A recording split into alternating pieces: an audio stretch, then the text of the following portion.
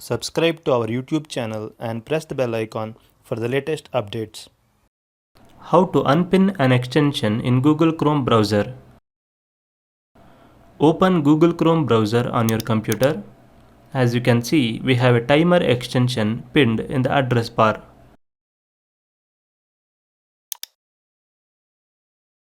To unpin this extension, click on the wrench icon in the address bar. Click the blue icon next to the extension you want to unpin.